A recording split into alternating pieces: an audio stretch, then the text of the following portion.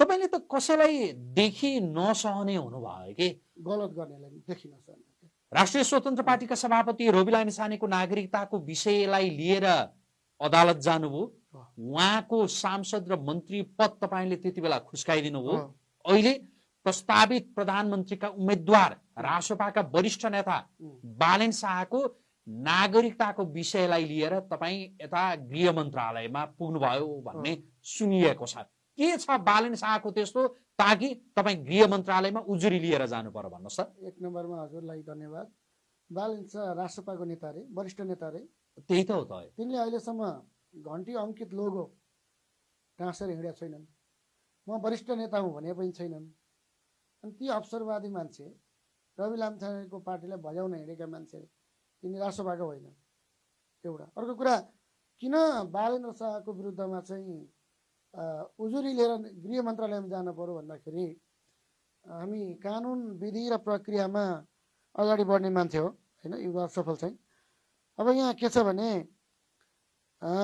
काठमाडौँका पूर्व मेयर बालेन्द्र शाहले मिति 2063 पौष 6 गतेका दिन जिल्ला प्रशासन कार्यालय महोत्तरीबाट 5192 नम्बरको वंशजको नागरिकता लिएको।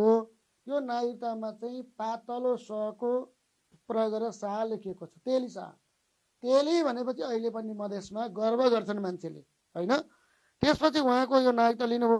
तर जब उहाँले 2079 साल असार 19 गतेका दिन जिल्ला प्रशासन कार्यालय काठमाडौँमा गएर चाहिँ मोटो सको प्रयोग गरेर आफू ठकुरी शाहको हुँ भनेर झुटो विवरणको नागरिकता लिनुभयो।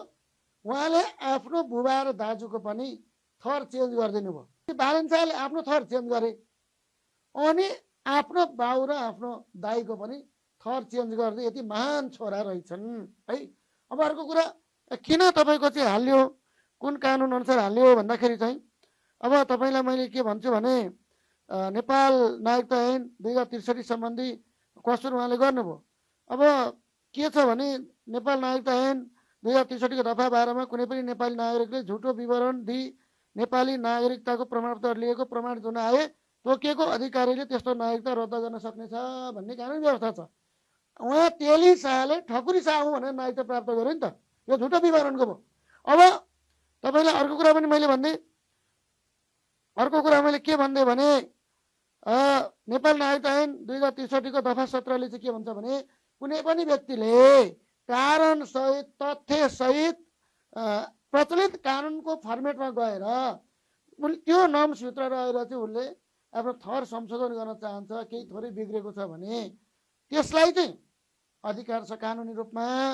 तर यो नगरेर उहाँ आफैलाई एउटा माझी भएको, एउटा चाहिँ तपाईँको परिवार भएको, एउटा यादव भएको कोही मान्छेले अथवा अरू कुनै मान्छेले शर्मा बाहुन अथवा अरू लेख्न मिल्छ मिल्दैन नि हो, त्यो सम्बन्धी उहाँले कसुर गर्नुभएको हुनाले चाहिँ उहाँलाई हामीले चाहिँ त्यो जाहेरी उजुरी दिन परेको हो।